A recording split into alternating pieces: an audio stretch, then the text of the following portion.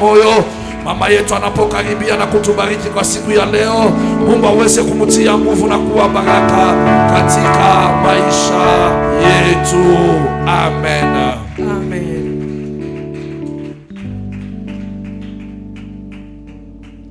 Mfalme mwema, mwaminifu, Baba muweza yote, una nguvu, haushindwi, pokea utukufu. Mfalme mwema, mwaminifu, Baba muweza yote, una nguvu, haushindwi, pokea utukufu. Twakupa heshima na sifa zote, ewe Mungu umetukuka. Twakupa heshima na sifa zote, ewe Mungu umetukuka. Twakupa heshima na sifa zote, ewe Mungu umetukuka. Twakupa heshima na sifa zote, ewe Mungu umetukuka. Twakupa heshima na sifa zote, ewe Mungu umetukuka. Twakupa heshima na sifa zote, ewe Mungu umetukuka. Twakupa heshima na sifa zote, ewe Mungu umetukuka. Twakupa heshima na sifa zote, ewe Mungu umetukuka. Sema tunakupatia heshima. Et Seigneur, nous te donnons l'honneur. Nani tunamupa heshima? Nous donnons l'honneur à qui? Huyu Yesu C'est Jésus, ambaye aliacha kiti cha enzi. celui qui a laissé son trône. Sisi tulikuwa tunaishi chini ya mauti, Nous vivions sous la mort. tulikuwa tumezunguka na mvuli wa mauti. Nous étions entourés de l'ombre de la Yesu mort. akacha kila kitu, Seigneur, notre Dieu a laissé akasema toutes choses. nitashuka Il a dit que je descendrai kwa ajili ya huyu wa mwisho, pour ce dernier, huyu aliyesarauliwa. celui qui est méprisé, Nimpatie heshima, que je lui donne l'honneur, nimpatie value. que je lui donne la Ndio valeur. maana mimi nasema namupa C'est heshima pourquoi je dis, Seigneur, je te donne na l'honneur utukufu. et la gloire. Huyu Mungu aliyemtuma Yesu Kristo C'est Dieu qui a envoyé Jésus kuniokota mimi, pour me ramasser, kuniokoa mimi. pour me sauver. Isingekuwa Yesu, Si ce n'était Dieu, isingekuwepo. je ne pourrais pas être là. Twakupa heshima na sifa zote,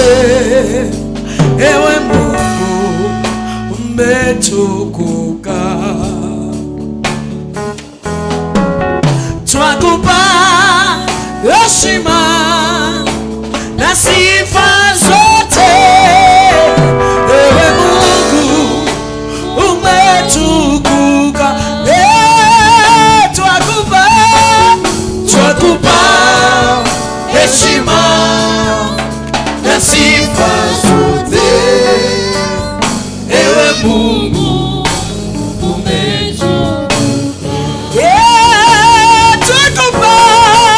Twakupa heshima na sifa zote, ewe Mungu umetukuka. Weka mikono yako juu. Balance tes mains, balance tes mains. Twakupa heshima na sifa zote, ewe Mungu umetukuka. Twakupa Yesu, twakupa heshima na sifa zote, ewe Mungu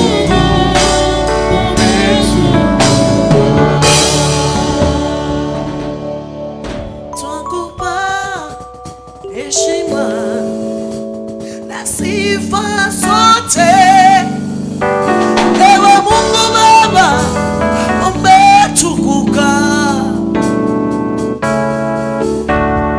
Nakupa heshima Baba na sifa zote, ewe Mungu umetukuka. O Yesu wangu, nakupa heshima zangu na sifa zako zote Baba. E Mungu wa majeshi umetukuka. Kwa kuniokoa Yesu ulilipa gharama nyingi Baba. Ewe Mungu umetukuka. Wastahili heshima na sifa zote, ewe Mungu umetukuka. Twakupa heshima na sifa zote,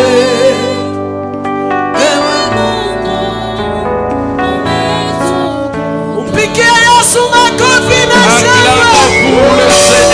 Haleluya. Amen. Bwana Yesu apewe sifa. Amen. Msalimie jirani yako, mwambie siku ya leo ni siku ya kumbukumbu. C'est un jour de souvenir. Mwambie siku ya leo aujourd'hui, wewe ni wa maana sana. toi tu es une personne de valeur. Wewe ni wa muhimu. Tu es une personne de valeur. Yesu aliacha utukufu mbinguni. Jésus a laissé le trône, la gloire au Akakuja ciel. juu yako. Il est descendu pour toi. Anaacha sifa zote. Il a laissé la louange. Anaacha kila kitu. Il a tout laissé. Na anasema acha Il a nishuje. dit que je veux descendre Nimwokoe ule. pour sauver cette personne. Asikufe kwa Il uchawi. ne meurt pas par la sorcellerie. Asikufe kwa ulevi. Il ne meurt pas par l'ivrognerie. Asikufe kwa lana. Il ne meurt pas par la Ya malédiction. kizazi yamo. Sa famille. Huyu ni wangu. Celui-ci Yesu m'appartient. akakubali. Je suis accepté. Akashuka. Il est descendu. Kama nampe makofi C'est na pourquoi shangwe. acclame pour le Seigneur. Vous êtes la joie pour ce Jésus. Anastahili heshima na utukufu. Il mérite l'honneur et la gloire. Anastahili kumwabudu na Il mérite l'adoration. matendo yake ni mingi mno. Ses œuvres sont tellement grandes. Haleluya. Amen. Tunaweza kuketi. Nous pouvons nous asseoir. Asanti. Merci. Nisijue kama wewe uko na furaha. Je ne sais pas si tu es dans la joie. Mimi nina furaha siku ya Moi, leo je suis dans la joie ce matin kwa kuona tu Yesu kuacha kiti cha enzi de voir Jésus laisser son trône juu yangu mi, juste pour moi.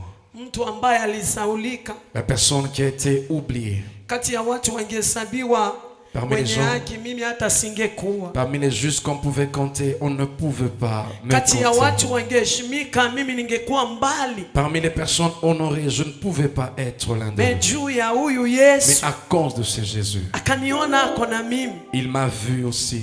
Wangapi wameaga wazuri kunizidi? Combien sont morts qui sont plus belles que moi? Wenye vifua, wenye mali, wenye kila kitu. Des personnes qui ont des biens, qui ont toutes choses. Lakini mimi juu ya wokovu Mais moi, à cause du salut, nina furaha. je suis dans la joie Hata ya kumtumikia Mungu. de servir ces dieux. Sijui kama kuna furaha jamani. Je ne sais pas si tu as aussi la joie. Alléluia. Amen. Kama una na furaha basi pokea furaha kutoka kwao. Si tu n'as pas la joie, je te Yesu akupatie donne ma furaha. joie à moi. Ukijiona Que Dieu te kumzima, donne. Si tu te vois en vie, mwambie Yesu asante. dis merci à Dieu. Haleluya. Amen. Asante kwa kunikomboa. Merci de m'avoir délivré. Asante kwa kunifanya kuwa chombo chako. Merci d'avoir fait de moi ton instrument. Anakulokota, Il t'a ramassé, il anakusafisha, t'a lavé, il anakutengeneza, t'a arrangé, anakupatia mfano. il t'a donné la forme. Unakuwa chombo cha thamani katika kingdom Tu es yake. devenu l'instrument de Afa valeur dans son anakuweka. royaume et il te place. Anakuweka mbele ya wachawi na waganga wakuone vile Il te anakutengeneza. place devant les sorciers, les marabouts qu'ils voient comment est-ce qu'il t'a fait. Haleluya. Amen. Ungejua mara ngapi adui anatafuta mbinu yoyote ya Si kukupata. tu savais comment est-ce que l'ennemi cherche des stratégies pour Na t'atteindre. ukiangalia mapendo ya Mungu, Mais lorsque tu regardes l'amour de Dieu, pata ile furaha ya kumpenda tena zaidi. tu auras encore cette joie de l'aimer davantage. Sema amen. Dis Amen. Sema amen. Dis Amen. Na wasalimu wote katika jina la Yesu. Je vous salue tous dans le nom du Seigneur. Msalimie jirani yako kwa niaba yangu. Salue ton voisin ou ta voisine de ma part. Nawapenda sana. Je vous aime tellement. Sana sana. Je vous aime trop. Haleluya. Amen. Nini ni watu wa nguvu. Vous êtes des personnes Nini ni formidables, des watu wa personnes tofauti. différentes. Kwa ajili yenu À cause de vous, Mungu anaweza kutoa tu mtu mbali kwa mlete juu yenu. Dieu peut amener une personne de loin et l'amener ici à cause de vous. Amwone hiyo upendo. Vous ne voyez pas cet amour. Imagine huyu anatoka huku, anatoka Imagine huku, celui-ci vient anatoka. de là, Mungu l'autre vient de là. anawakutanisha Dieu les pamoja. met ensemble. Hiyo ndio inaitwa upendo. C'est ce qu'on appelle l'amour. Haleluya. Amen. Kama si Yesu ungenijua. Si ce n'était pas Jésus, est-ce que tu allais me Hata connaître? kama unipendake sema Même tu si tu ne m'aimes pas, ungenijua. est-ce que tu allais vraiment me connaître? Kwa sababu ya Yesu hata kama unipendake mimi niko hapa À juu. cause de Jésus, même si tu ne m'aimes pas, je Yesu suis là. amenitoa pour huko. vous. Il m'a amené de là, Mbali sana. très loin, Mbali. très loin, Mpaka kwa nilete kwako. jusqu'à m'amener ici devant toi. Amen. Mimi Bien-aimé, ningekuwa wewe ningepiga hata kikelele. si j'étais toi, j'allais même pousser des cris de joie. Alléluia. Amen. Hebu geukia jirani yako muangalie, mlizalika Tourne-toi naye. du côté de ton voisin. Oui, Regarde la tu vois. personne. Est-ce que tu es né dans la même famille que lui? Tu le Muangalie connaissais tu avant? vizuri. Uliwahi Regarde la mtu kama personne. huyu? Est-ce que tu as déjà vu une personne comme celui-là? Haukuwahi muona. Tu ne l'avais jamais Mais vu. katika mpango wa Mungu Mais dans le plan alikuwekea. de Dieu, il avait placé Yana la personne. natukokota juu ya Il mapendo. nous a rassemblés à cause de son amour. Mapendo ya Mungu L'amour de Dieu. inatufanya tukue hivi tuko hapa. Afin de nous que nous puissions être tels que nous sommes. Kuwa ici. familia. Être une famille. Jina la Bwana libarikiwe. Amen. Ukiingia kanisani uanze kusikia moyo wako kumpenda Mungu. Lorsque tu entres dans l'église, sens dans ton cœur Ukiona cet hata cœur mtu aimer mwingine Dieu. pembeni yako, Si tu vois une personne à tes côtés, sikia ile roho ya kumpenda Mungu. sans cet amour d'aimer Dieu, Useme Mungu ni wa ajabu. dis-toi Seigneur, il est merveilleux. Ametuunganisha mataifa na Il nous a mataifa. rassemblés les nations et les nations. Jina la Bwana libarikiwe. Amen. Kama una na kia kumshukuru, shukuru Mungu atajua hii. Si tu n'as pas le sujet pour rendre grâce à Dieu, fais le même pour ça. Bila kukawia, batenda Sans perdre de temps, kutusomea on va nous lire. katika kitabu cha Isaya Nous sommes dans le livre d'Ésaïe, 9. Ésaïe chapitre 9. Tunaanzia pale mstari wa kwanza Nous commençons à partir du premier verset mpaka 5. jusqu'au 5e verset. Tatusomea na wote tutasimama. On va kwa nous lire kutii et nous allons neno nous tenir la debout Bwana. par respect de la parole de Dieu. Tasoma katika jina la Yesu. Amen. Lakini nchi ile iliyokuwa imekumbwa na huzuni haitabaki daima katika giza hilo kuu. Hapo awali Mungu alifedhehesha nchi ya Zebaluni na Naftali, lakini siku za usoni atafanikisha sehemu hii ya baharini na nchi iliyo ng'ambo ya Yordani na hata Galilaya wanamoishi watu wa mataifa. Watu waliotembea gizani wameona mwanga mkubwa. Watu walioishi katika nchi ya giza kuu, sasa mwanga umewaangazia. Wewe Mungu umelikuza taifa, umeongeza furaha yake. Watu wanafurahi mbele yako, wanafuraha kama wakati wa mavuno, kama wafurahio wanaogawana nyara. Maana nira nzito walizobeba nira walizokuwa wamefungwa na fimbo ya wanyapara wao umezivunja kama wakati wa Mamidiani. Viatu vyote vya washambulizi vitani na mavazi yote yenye madoa ya damu yatatekekezwa kama kuni za kuwasha moto. Asante. Bila kukaa tutasoma tena Mathayo 1 tunaanzia pale 18 mpaka 23 jusqu'à 23. Matthieu 1 18 à 23. Tasoma katika jina la Yesu.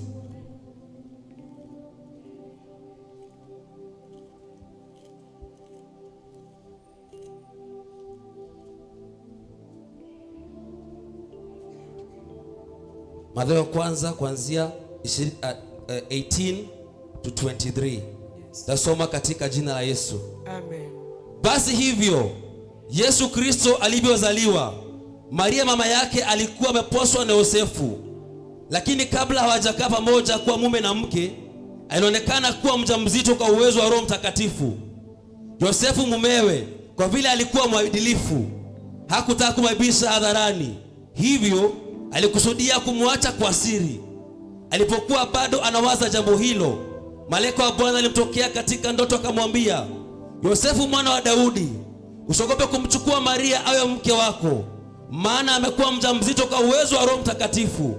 Atajifungua mtoto wa kiume, nao utampa jina Yesu, kwa kuwa yeye ndiye atakayewaokoa watu katika dhambi zao. Basi haya yote yalitukia ili timie ile neno ya Bwana aliyosema katika njia ya nabii, bikira atachukua mimba, atamzaa mtoto wa kiume, nao atampa jina Emanueli, maana yake Mungu yuko nasi. Amen. Tutaweza kuketi. Nous pourrons encore nous rasseoir. Jina la Bwana libarikiwe. Amen. Siku ya leo ni kumbukumbu kwetu kwamba ni siku ya birthday ya Yesu Kristo. Ce matin, c'est un rappel pour nous où nous sommes en train de commémorer la naissance de Jésus. Tunakuja kusherehekea kuzaliwa kwa Yesu Nous Kristo. sommes là pour célébrer la naissance de Jésus. Yesu Kristo ni nani? Qui est Jésus? Yesu Kristo ni mfalme. Jésus, c'est le roi. Yesu Kristo Jésus, ni mwana wa Mungu. il est le Fils de Dieu. Jina la Bwana libarikiwe. Amen. Alikuja duniani Il est venu sur terre ili aweze kutimiza agano la Baba Mungu kwa maisha yako na yangu. afin d'accomplir l'alliance du Père, notre Seigneur, dans ta vie et dans ma vie. Mimi nikitazama vizuri kila birthday ya mtu, Lorsque je regarde à chaque fois qu'une personne célèbre son anniversaire, hata kama wewe unasema utake kusherehekea kwa même watu si toi tu dis que watasherehekea non, juu tu ne veux pas célébrer, il y a des gens peut-être qui célébreront à ta place. Sindio? C'est ça, non? na wakati unaenda kucelebrate Et lorsque tu vas pour célébrer, bila keki haijaitwa kuwa birthday. sans une cake, on n'appellera pas anniversaire. Amen. Amen. Kukiwa keki Et lorsqu'il y a un cake, wanasema ni birthday. on dit que là c'est l'anniversaire. Na ndani Un ya gâteau. keki kuna watu wanaleta zawadi. Et lorsqu'on apporte ce gâteau, il y a aussi ceux qui apportent des cadeaux. Wakati mimi nakuja kucelebrate juu yako, Et quand je viens célébrer pour toi, mimi nakuja kucelebrate kwa vile ulizaliwa, je viens célébrer comment tu es né. kwa kile uko Je kwangu. sais que tu es pour moi. Haleluya. Amen. Kama ni mtoto, asante Mungu kwa kunipa Et si mtoto. c'est un enfant, tu dis merci Seigneur de Tuna m'avoir donné cet celebrate enfant. kuwepo kwa mtoto. Nous célébrons la naissance Tunakata de keki. cet enfant et nous Wameshaona mtu mangeons le anakufa, gâteau. Et tu as watu déjà vu une wanakata personne keki qui juu est morte anakufa. et on mange les gâteaux. Mmeshawaiona? As-tu déjà vu? Kwa msiba tu maiti iko hapo Il y a un cadavre là na wanachukua keki wanaiweka. et on apporte les gâteaux en mets là. Wanaanza na kuikata happy Et il se met birthday à to you. couper. Oh, bon anniversaire, Leo joyeux ndio anniversaire. siku nakufa. C'est aujourd'hui Inakuwa que tu es mort. Non. watu Est-ce qu'on wana célèbre ça? celebrate wakati mtu anazaliwa. Les gens célèbrent lorsqu'une personne arrive à naître. Haleluya. Amen.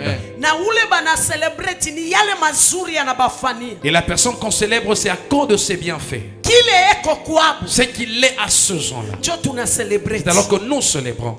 Tuna celebrate tunaenda na sadaka kumpatia. Nous célébrons, nous nous présentons avec tout ce qui est comme cadeau pour Ya donner à la kumwambia personne. vile eko na vile ni mzuri kwetu. Pour témoigner la bonté, comment la personne est pour nous. Jina la Bwana libarikiwe. Amen. Lakini Yesu Kristo wakati alizaliwa, Mais Jésus, lorsqu'il était né, maisha yake sa vie à lui, inaitwa sacrifice. c'est une vie qu'on appelle le sacrifice. Na leo nimekuwa kuelewa kwamba wote walifuatana kwake ni sacrifice. Et aujourd'hui, j'ai compris que tout ce qui a suivi sa vie, c'était des sacrifices. Kila mtu kuna kile alisacrifice sacrifice juu ya Yesu. Toute personne, il y a quelque chose qu'il a sacrifié pour Jésus. Biblia inasema kwamba La Bible nous dit nabii Isaya anatabiri que le prophète Isaïe a prophétisé bikira atachukua mimba, que la Vierge sera enceinte. atazaa mtoto, Elle aura un fils. na ule mtoto ataitwa Emmanuel. Et il s'est là appelé Mungu Emmanuel, katikati ya wanadamu. Dieu parmi le peuple. Unipa amen. Est-ce que tu peux me donner un amen? Bwana asifiwe. Amen. Asema atazaa mtoto, Il dit, elle accouchera un enfant ataitwa Emmanuel. qu'on appellera Emmanuel. Maana yake Mungu miongoni mwa Ce wanadamu. qui signifie Dieu parmi son peuple.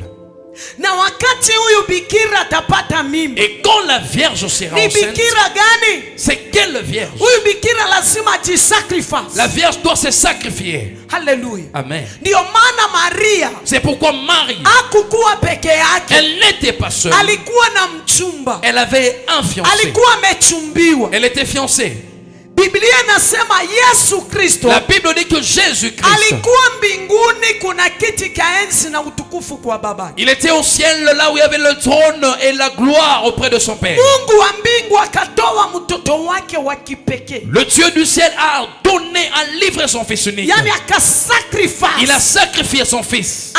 Anamsacrifice mtoto mmoja, Il lui a sacrifié le fils unique. maana kutoa kitu kimoja inamaanisha sacrifice. Parce que donner quelque chose qui est unique, c'est un sacrifice. Yani mimi natoa ni kile kimoja na mimi sina na kingine. Donc je donne la chose et pas d'autre, mais je donne quand même. Yani Mungu alisacrifice mwanae Donc Dieu a sacrifié son fils, wa pekee le fils unique, kama sadaka comme offrande, ya kuteketeza comme offrande kudunia. au monde. Ilibidi sadaka ikuwe Il a fallu qu'il y ait cette offrande, ili ce watu sacrifice, wengine wakombolewe. afin que certaines personnes reçoivent le salut. Tocha kitambo Dès le temps tulikuwa ancien, tumeuzwa on était vendus. kwa kingdom ya darkness. On était vendus dans le royaume des Walikuwa ténèbres. wamesha kututawala, On régnait sur nous. walikuwa na uwezo juu ya maisha Il y yetu, avait des esprits qui avaient l'autorité sur walikuwa nous. wana control kila familia. On contrôlait toutes les familles. Wao ndio walikuwa na kusema. C'est eux qui avaient le dernier mot. Yani ibilisi alichukua na sehemu kubwa sana. Le diable avait une grande part.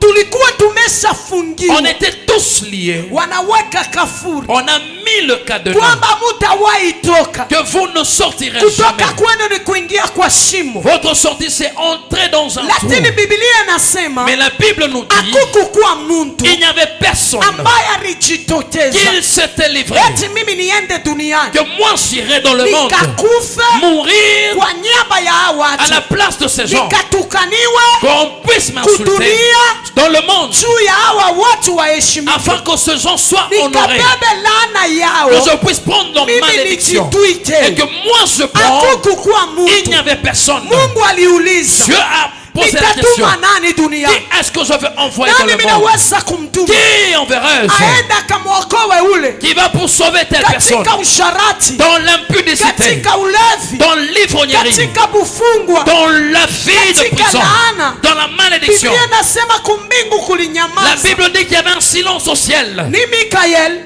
Même pas ni Michael, Gabriel, même pas ni Gabriel, wa Serafin. même pas les séraphins. Hakukukuwa mtu aliyeamka kuja duniani. Personne ne s'était levé pour dire que moi je veux descendre. Na Yesu alijitolea, Mais Jésus, il s'est donné. akasema Baba unitume Il dit, mimi Père, envoie-moi. niende J'irai nikawakufie. et je vais mourir à leur place. Jina la Bwana libarikiwe. Amen. Ndio maana vile alikubali. C'est pourquoi comme il avait accepté. Amen, amen. Amen. Ni kama hiki kiti kwa mfano, C'est comme par exemple cette chaise. huyu ni prince. Celui-ci c'est un prince. Haleluya. Amen. Njoo mmoja niko naye, sina na mwingine. C'est le seul que j'ai pas d'autre. Na ana vitu mingi, yani mali yote niko na yeye ndio anaikontrol. Donc tout ce que j'ai combien c'est lui qui contrôle. Hakuna mtu mwingine zaidi yake. Il n'y a pas d'autre rien que lui. Na kuna utukufu mingi ambayo iko mservice yake. Il y a la gloire qui est sous son service. Kwa sababu niko naye wa pekee. Parce que c'est lui le seul unique que j'ai. Hiki kiko tu special juu yake. Et ce trône ou ce chaise c'est spécialement pour lui. Eko na utukufu Il a la gloire. ambayo iko juu ya kichwa yake. La gloire qui est sur sa tête. Jina la Bwana libarikiwe. Amen. Lakini mimi nauliza nani ataenda kuwapigania hawa? Mais je demande qui est celui qui ira pour combattre pour les Hawa autres. wote hakuna mtu anajibu. Personne n'a répondu parmi tous ces gens.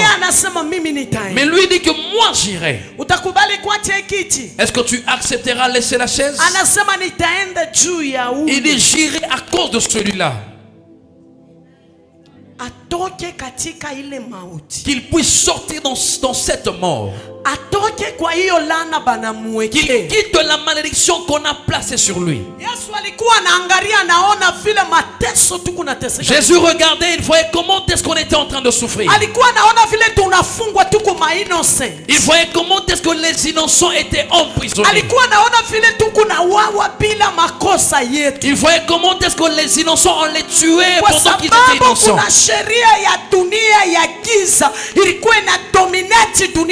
Parce qu'il y avait la loi du monde des ténèbres qui dominait le monde entier. Il a fallu qu'une personne. Tous ces gens, c'est comme si ce sont des gens qui combattaient. Les combats qui étaient plus forts qu'eux. Mais il a fallu qu'une personne qui l'entre là au milieu. Et lui qu'on le frappe, lui qu'on l'insulte, tout ce qu'on devait faire sur toi. Mais lui il prend cette charge. Il dit non, laissez-lui. Tous ces épines que vous avez voulu placer sur lui, la stérilité que vous avez voulu placer sur lui,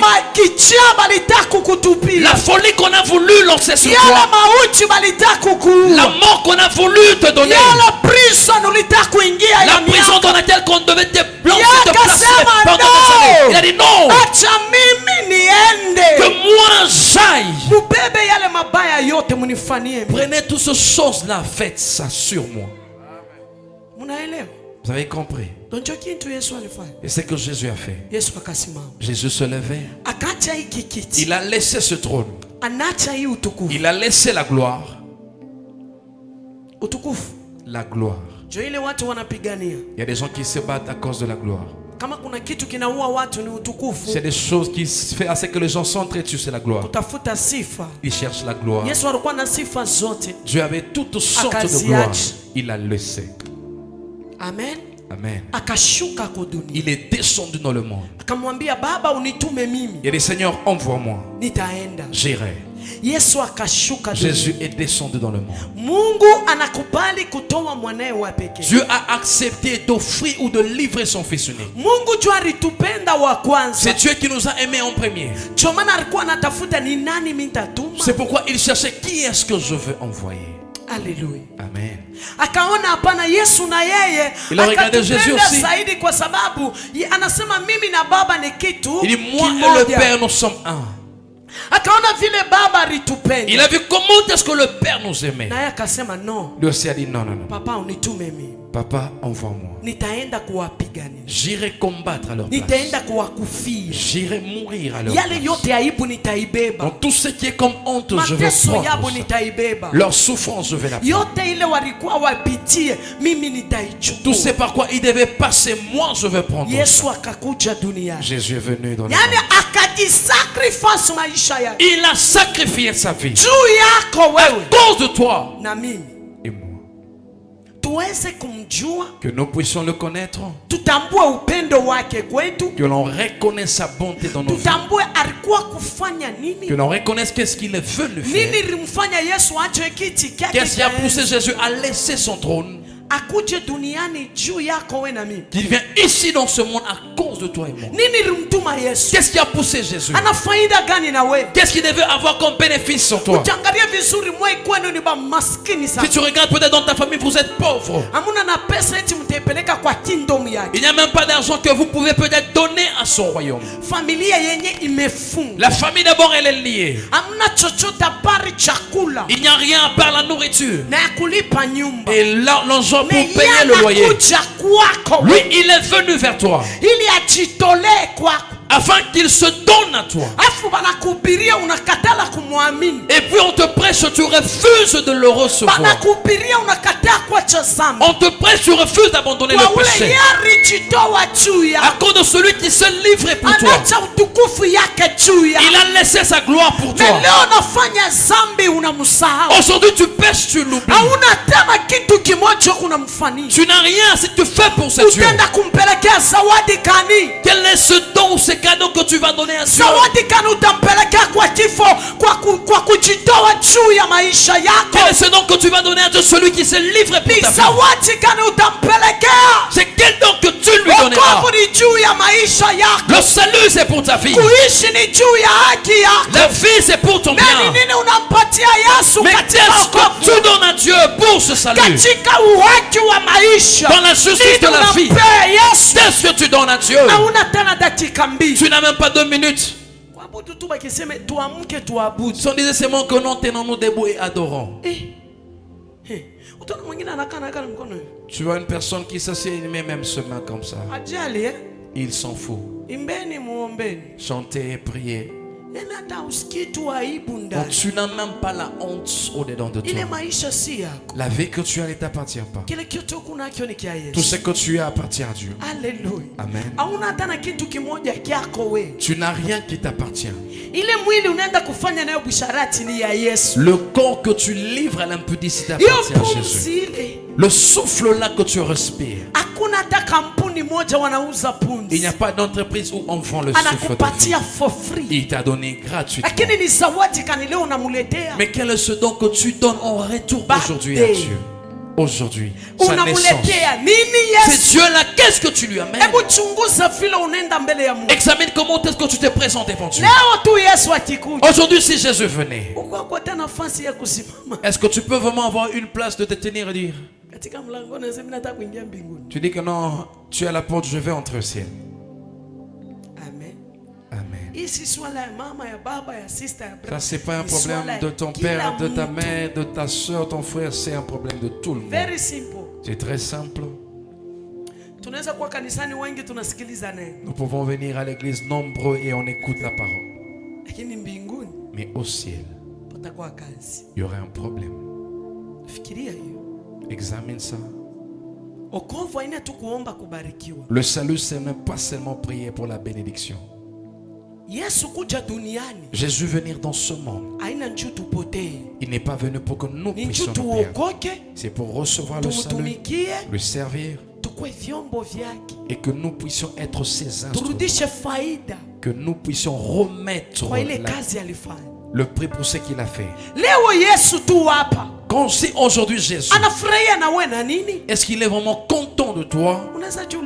Tu peux te poser la question. Qu'est-ce que tu fais après qu'il te sauvé?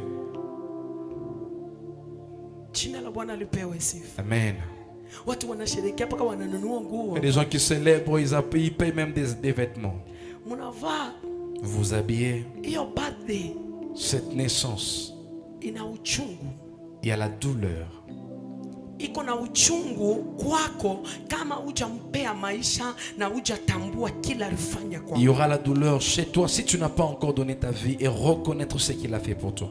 Mais iko na furaha kwake wakati ananiona mimi nahubiri. Lorsqu'il me voit en train de prêcher, il me voit en train de servir, natembea kwa njia zake, il me voit marcher sur ses voies. Hiki chomi litoka mbinguni nilishuka.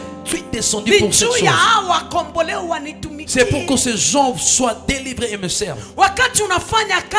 Lorsque tu fais son travail, au ciel il est dans la joie parce qu'il reconnaît que je ne suis pas allé sur la terre. Tu n'as même pas ce temps-là, ce cœur de dire à Dieu, Seigneur, donne-moi ce cœur que je t'aime. Donne-moi ce cœur afin que j'arrive à t'aimer. Si j'arrive à t'aimer, je n'abandonnerai pas ou je ne laisserai pas te servir. Servir Dieu, ce n'est pas venir à l'église. Non, non, non. Servir Dieu, c'est faire son travail. Sa vie à lui, c'est un sacrifice.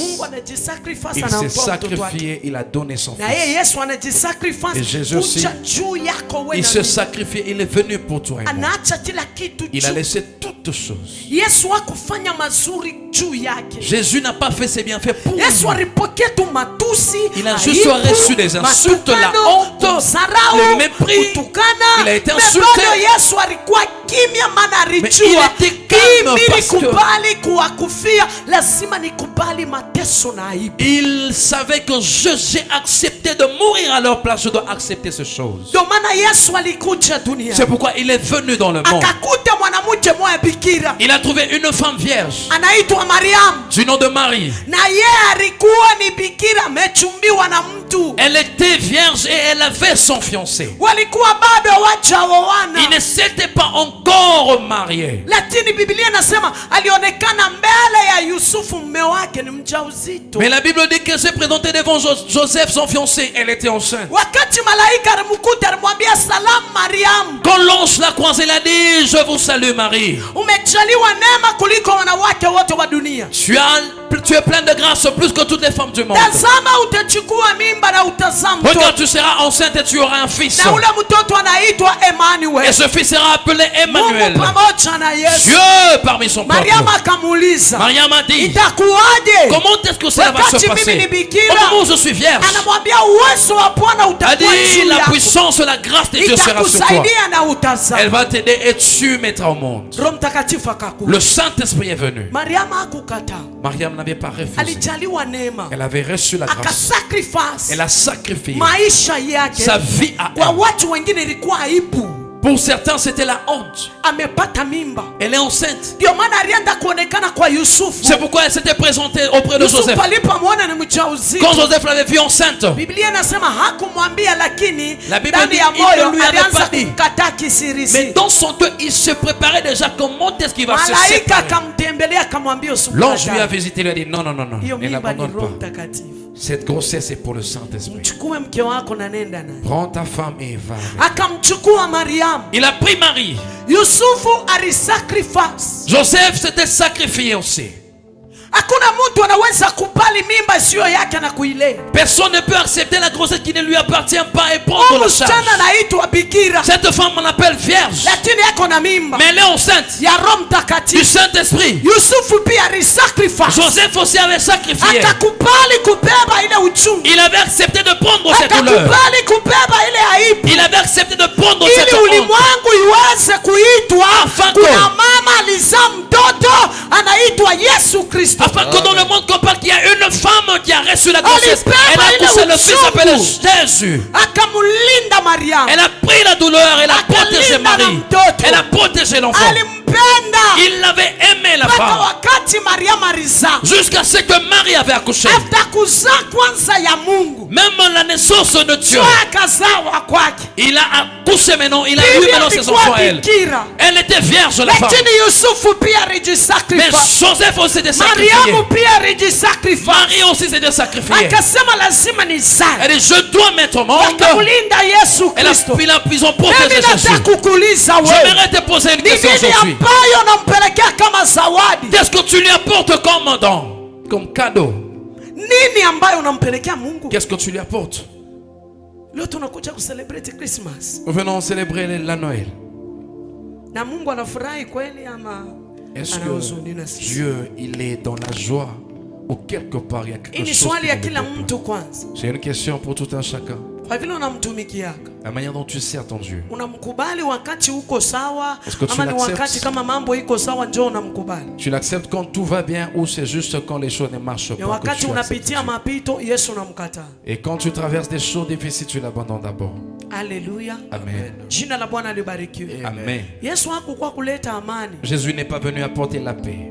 Wakati tulipokea wokovu, Lorsque nous hiyo avons wokovu reçu ni le moto. salut, ce salut c'est Na un hiyo feu. moto lazima kingdom ya darkness itakukombanisha juu wache wokovu. Et ce feu, le royaume de ténèbres te combattra afin que tu abandonnes le Sasa salut. unapokubali wokovu, Alors quand tu acceptes ujue le kwamba salut, kuna vitu utapitia, lazima na wewe ujisacrifice sache qu'il y kama a des Yesu. choses que tu dois traverser, donc tu dois te sacrifier aussi comme Jésus. Ujisacrifice, kubali kumia. Si tu te sacrifies, accepte les douleurs. Ujisacrifice, ukubali kumtumikia Mungu. Si tu te sacrifies, accepte de servir Dieu. Asema dunia yote ilikuwa kwa giza, Ça veut dire que tout le monde était dans le Mais Yesu ténèbre. alikubali kushuka Mais duniani. il a accepté de descendre dans le monde. Akatuokoa katika ile moto. Il nous a sauvés de ce feu. Akatutoa kwa ile laana. Il nous a enlevés de cette Kwa malédiction. sababu yeye Parce que lui, alibeba mamlaka juu ya mabega yake. il avait pris l'autorité sur ses Ndio épaules. maana anaitwa mfalme wa amani. C'est pourquoi il est appelé le roi ou Mahali le prince de palikuwa paix. vita, Là où il y avait les alileta combats, uzima. il a amené la vie. Mahali palikuwa mauti, alileta uzima. Là où il y avait la mort, il a apporté la vie. Mahali palikuwa aibu, alileta heshima. Là où il y avait la honte, il a amené Mahali l'honneur. palikuwa kusaulika, watu wanaanza kujua. Là où il y avait l'abandon, les Asema, hommes te wale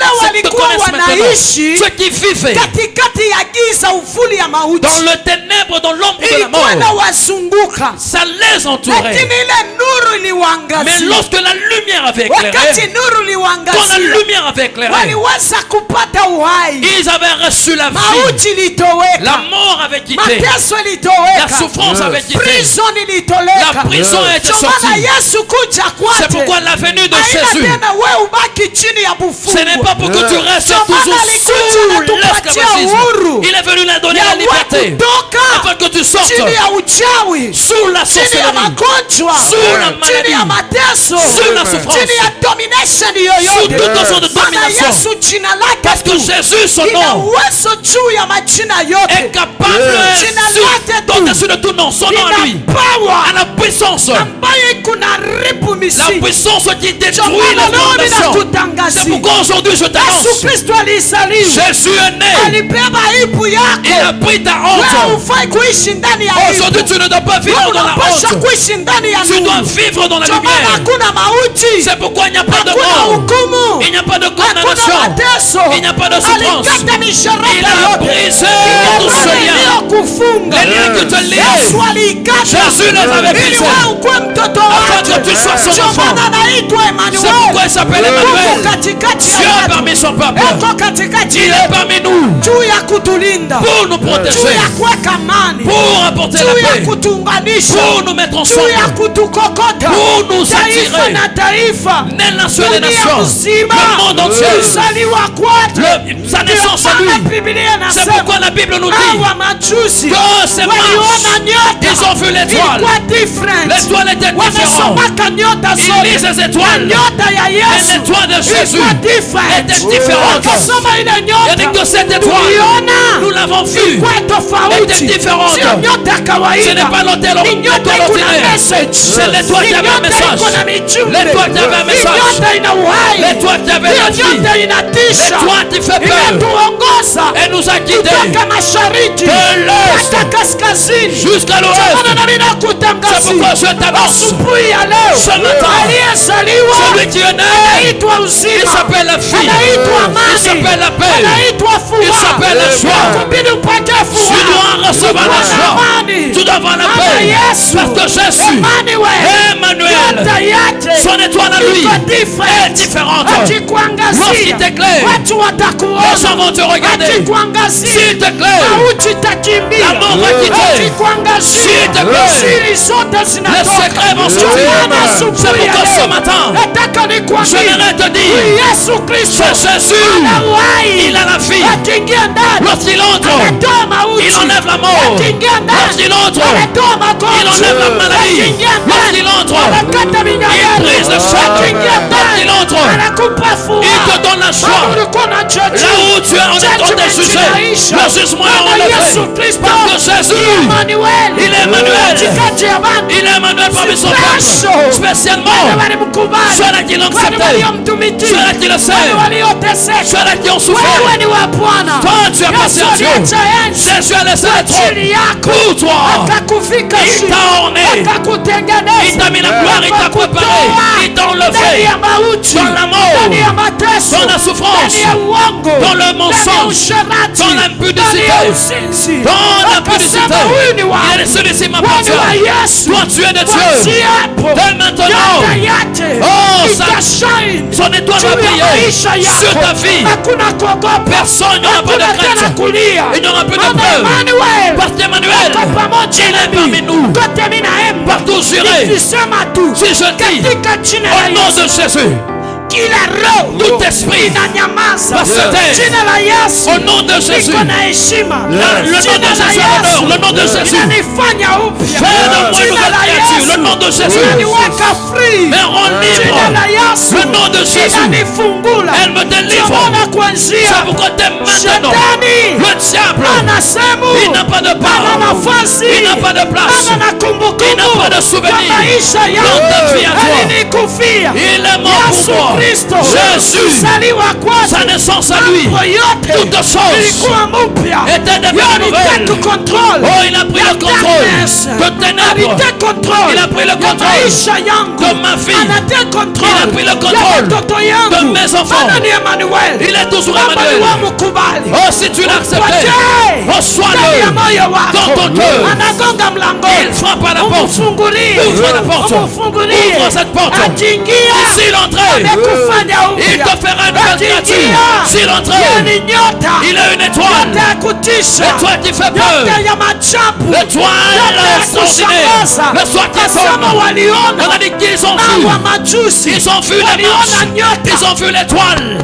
kazi yao Leur travail. watu wanasoma nyota C'était des personnes qui Lakini lisaient les nyota étoiles. ya Mais Yesu l'étoile de Jésus ilikuwa different. était différente. Hawakuwaza Ils n'avaient pas su kuidentifie. comment identifier Wewe ni l'étoile. nani? Toi qui es-tu? Nasema nyota Et c'est l'étoile. iliwavuta L'étoile les avait mpaka attirés kwa Herode. jusqu'à Hérode. Acha nikutangazie. Laisse-moi t'annoncer. Yesu Kristo C'est Jésus. hakutoka mbingu bure. Il n'est pas venu du ciel enfin. Alitoka mbingu juu Il est venu yako. au ciel pour toi. Ili tuweze kupata Afin que uzima. nous puissions Ndio recevoir maana la vie. niko na uzima. C'est pourquoi j'ai la vie. Nikiwa na Yesu Si j'ai Jésus, vyote vyangu tout ce qui est à moi vitakuwa hai. sera Maana à vie. Yesu Parce que ni Jésus, uzima wa il milele. est la vie Maana éternelle. Yesu Jésus, ni furaha ya il milele. est la joie Maana éternelle. Yesu Jésus, ni amani. il est la paix. Akiwa S'il est là, amani. il y a la Hata paix. kama sina kitu. Même si je n'ai rien, Nikiwa na Yesu. mais si j'ai Niko Jésus, na amani. j'ai la paix. Ndio maana mpokea C'est Yesu. pourquoi on reçoit Jésus. Mpokea Yesu. Reçois Jésus. Mpokea Yesu. Reçois Jésus.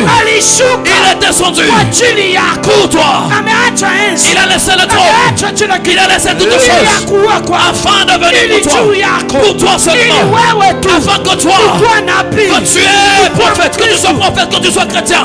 Isingekuwa Yesu. Ce n'était pas Jésus. Ningekuambia Bwana Qui asifiwe. allait te dire gloire à Dieu. Bwana asifiwe ya Qui nini? allait te dire, oh, que Dieu soit loué. C'est la louange de Dieu. C'est lui qui a payé le prix. Il est descendu dans le monde. C'est pourquoi Jésus, il t'a fait être l'instrument nouvel. Ah, dans le ténèbre, on te voit différemment. Si son étoile à lui, on n'a pas su comment t'arrêter. Qui va t'arrêter toi? Qui va te prendre à t'arrêter? Le problème, tu ne connais pas le sang de Jésus. Tu ne connais pas la valeur de Jésus. Si Jésus est à l'intérieur, hey! Au nom de Jésus. Hallelujah. Amen. Unaweza kuwa na passport, Tu peux avoir un passeport. unaweza kuwa na visa, Tu peux avoir le visa. mais kama una Yesu Mais si tu n'as pas Jésus, uendi mahali. tu n'iras nulle part. Unaweza kuwa na diploma, Tu peux avoir des diplômes. unaweza kuwa na degree, Tu peux avoir des unaweza pédigrés. kuwa na kila Tu kitu, peux avoir toutes choses. bila Yesu Sans Jésus, uendi mbali. tu n'iras nulle part. Mais ukiwa na Yesu, Mais si tu as Jésus, hata uko kama maskini kamoyo, Même si tu es un pauvre, kwamba wanalalaka panzaka, chez vous les gens dorment sur ce kwamba sac. wanalalaka kwa dunia, Chez vous les gens dorment sur kwenu le sac. mnakuriaka vibaya, Vous mangez mal. kwenu mnalalaka maisha ya aibu. Vous avez une vie de honte. Mvua ikianza kunyesha, Quand il y a la pluie, kila mtu anatupia mkongo mwenzake. chacun regarde, tourne le dos à son ami. Haleluya! Amen. Bila Yesu Sans Jésus, nakwambia utalia. bien aimé, c'est que tu Leo pleureras. ukiwa na Mais Yesu, si tu as Jésus, hata kama nguo zako même si tes ulikuwa vêtements, unaziweka kwa pepa ya rambo tu les mettais dans des sachets, ya komando, des rambes de commando. mvua ikinyesha Quand il y a la pluie, unashikilia pepa, tu prends ton sac comme ça, ton unaibeba sachet. juu Tu isinyeshe, prends qu'il n'y ait pas la pluie. unalala pa box. Tu dors sous des Ndani cartons. uko na Yesu. Mais en l'intérieur, tu as Haleluya, Jésus. mwanangu tulia. Et te dit que calme-toi. Ninaitwa Emmanuel. Je m'appelle Mungu Emmanuel. miongoni mwa Dieu baba. parmi son Ipo peuple. siku Un jour, nitakutoa. je vais t'enlever. Ipo siku Un jour, nitainua je vais maisha élever yako. ta vie à toi. Je peux avoir Jésus. Je peux avoir Jésus, mais je n'ai rien. Je n'ai rien. Quand j'arrive juste mon visage seulement, on me dit passe. À la frontière, on me dit passe. Je vous dis priez pour nous. C'est vous qui nous prêchez. Passe. Qui est celui qui prend? La personne que tu prends s'appelle la vie. Si tu as Jésus, il fait naître la vie.